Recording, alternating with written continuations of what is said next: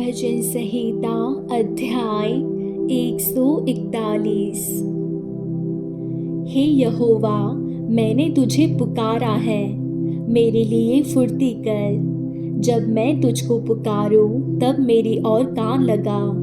मेरी प्रार्थना तेरे सामने सुगंध धूप और मेरा हाथ फैलाना संध्याकाल का अन्न बलि ठहरे।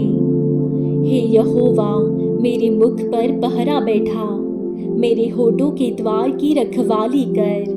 मेरा मन किसी बुरी बात की ओर फिरने न दे। मैं अनर्थकारी पुरुषों के संग दुष्ट कामों में न लगूं, और मैं उनके स्वादिष्ट भोजन वस्तुओं में से कुछ न खाऊं। धर्मी मुझको मारे तो यह कृपा मानी जाएगी, और वह मुझे ताड़ना दे तो यह मेरे सिर पर का तेल ठहरेगा। मेरा सिर उससे इनकार न करेगा। लोगों के बुरे काम करने पर भी मैं प्रार्थना में लवलीन रहूंगा। जब उनके न्यायी चट्टान के पास गिराए गए तब उन्होंने मेरे वचन सुन लिए, क्योंकि वे मधुर हैं। जैसे भूमि में हल चलने से ढेले फूटते हैं, वैसे ही हमारी हड्डियां अधोलोक के मुंह पर छितराई हुई हैं। परंतु हे यहोवा प्रभु, मेरी आंखें तेरी ही ओर लगी हैं। मैं तेरा शरणागत हूँ, तू मेरे प्राण जाने न दे। मुझे उस फंदे से जो उन्होंने मेरे लिए लगाया है, और अनर्थकारियों के जाल से मेरी रक्षा कर। दुष्ट लोग अपने जालों में आप ही फंसे, और मैं बच निकलूं। भजन संहिता अध्याय 142। मैं यहोवा की दुहाई देता, मैं यहोवा से गिड़गिड़ाता हूँ। मैं अपने शोक की बातें उससे खोल कर कहता, मैं अपना संकट उसके आगे प्रकट करता हूँ। जब मेरी आत्मा मेरे भीतर से व्याकुल हो रही थी, तब तू मेरी दशा को जानता था। जिस रास्ते से मैं जाने वाला था, उसी में उन्होंने मेरे लिए फंदा लगाया। मैंने दाहिनी ओर देखा, परंतु कोई मुझे नहीं देखता। मेरे लिए शरण कहीं नहीं रही, न मुझको कोई पूछता है। हे यहोवा, मैंने तेरी दुहाई दी है। मैंने कहा, तू मेरा शरण स्थान है। मेरे जीते जी तू मेरा भाग है। मेरी चिल्लाहट को ध्यान देकर सुन, क्योंकि मेरी बड़ी दुर्दशा हो गई है। जो मेरे पीछे पड़े हैं, उनसे मुझे बचा ले, क्योंकि वे मुझसे अधिक सामर्थी हैं। मुझको बंदी गृह से निकाल कि मैं तेरे काम का धन्यवाद करूं। धर्मी लोग मेरे चारों ओर आएंगे, क्योंकि तू मेरा उपकार करेगा। भजन संहिता अध्याय 143। हे यहोवा, मेरी प्रार्थना सुन, मेरे गिड़गिड़ाने की ओर कान लगा। तू जो सच्चा और धर्मी है, इसलिए मेरी सुन ले, और अपने दास से मुकदमा न चला, क्योंकि कोई प्राणी तेरी दृष्टि में निर्दोष नहीं ठहर सकता। शत्रु तो मेरे प्राण का गाहक हुआ है, उसने मुझे चूर करके मिट्टी में मिलाया है, और मुझे बहुत दिन के मरे हुओं के समान अंधेरे स्थान में डाल दिया है। मेरी आत्मा भीतर से व्याकुल हो रही है, मेरा मन विकल है। मुझे प्राचीन काल के दिन स्मरण आते हैं। मैं तेरे सब अद्भुत कामों पर ध्यान करता हूँ, और तेरे काम को सोचता हूँ। मैं तेरी ओर अपने हाथ फैलाए हुए हूँ। सूखी भूमि के समान मैं तेरा प्यासा हूँ। हे यहोवा, फुर्ती करके मेरी सुन ले, क्योंकि मेरे प्राण निकलने ही पर हैं। मुझसे अपना मुँह न छिपा, ऐसा न हो कि मैं कब्र में पड़े हुओं के समान हो जाऊं। अपनी करुणा की बात मुझे शीघ्र सुना, क्योंकि मैंने तुझी पर भरोसा रखा है। जिस मार्ग से मुझे चलना है, वह मुझको बता दे, क्योंकि मैं अपना मन तेरी ही ओर लगाता हूँ। हे यहोवा, मुझे शत्रुओं से बचा ले, मैं तेरी ही आड़ में आ छिपा हूँ। मुझको यह सिखा कि मैं तेरी इच्छा कैसे पूरी करूँ, क्योंकि मेरा परमेश्वर तू ही है। तेरा भला आत्मा मुझको धर्म के मार्ग में ले चले। हे यहोवा, मुझे अपने नाम के निमित्त जिला।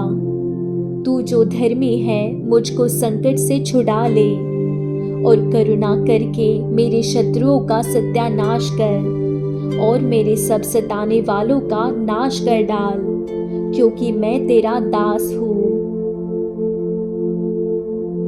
भजन संहिता अध्याय 144। धन्य है यहोवा जो मेरी चट्टान है, वह मेरे हाथों को लड़ने और युद्ध करने के लिए तैयार करता है। वह मेरे लिए करुणा निधान और गढ़, ऊंचा स्थान और छुड़ाने वाला है। वह मेरी ढाल और शरण स्थान है, जो मेरी प्रजा को मेरे वश में कर देता है। हे यहोवा, मनुष्य क्या है कि तू उसकी सुधि लेता है, या आदमी क्या है कि तू उसकी कुछ चिंता करता है। मनुष्य तो सास के समान है, उसके दिन ढलती हुई छाया के समान है। हे यहोवा, अपने स्वर्ग को नीचा करके उतर आ, पहाड़ों को छू, तब उनसे धुआं उठेगा। बिजली कड़काकर उनको तितर बितर कर दे, अपने तीर चलाकर उनको घबरा दे। अपने हाथ ऊपर से बढ़ाकर मुझे महासागर से उबार, अर्थात परदेशियों के वश से छुड़ा। उनके मुंह से तो व्यर्थ बातें निकलती है, और उनके दाहिने हाथ से धोखे के काम होते हैं। हे परमेश्वर, मैं तेरी स्तुति का नया गीत गाऊंगा। मैं 10 तार वाली सारंगी बजाकर तेरा भजन गाऊंगा। तू राजाओं का उद्धार करता है और अपने दास दाऊद को तलवार की मार से बचाता है। तू मुझको उबार और परदेशियों के वश से छुड़ा ले, जिनके मुंह से व्यर्थ बातें निकलती हैं और जिनका दाहिना हाथ झूठ का दाहिना हाथ है।